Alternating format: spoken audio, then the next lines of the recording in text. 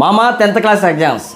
10th exams అంటే భయం వద్దు మామ, మీకు వచ్చిందే రాయండి, రాంది ఏదో ఒకటి ట్రై చేయండి. అంతేగాని ఎగ్జామ్ హాల్లో ఆడు ఈడు చూపిస్తాడు, ఎక్కించేస్తాం, లేదంటే ఎంటీ పేపర్ ఇచ్చేస్తామనే మైండ్ సెట్తో అయితే ఎగ్జామ్ హాల్కి వెళ్ళకండి మామ.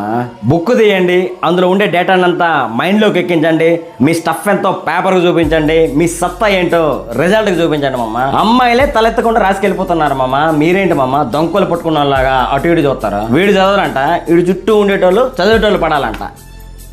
అదే లాజిక్ రా. ఎగ్జామ్ హాల్లో ఇన్విజిలేటర్ చూసి చూడనట్టు వదిలేస్తే మంచోడు దేవుడు అంట, ఏమాత్రం స్ట్రిక్ట్ చేస్తే ఆడు దొంగనా కొడుకు చెత్తనా కొడుకు అంట.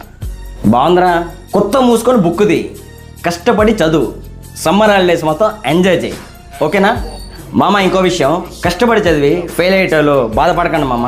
పాసు ఫెయిల్ లైఫ్లో ఏది ఎక్కువ కాదు మామ, చదువు ఒక్కటే జీవితం కాదు. అర్థమైంది అనుకుంటా, అర్థం చేసుకుని రాస్తా, ఉంటాం.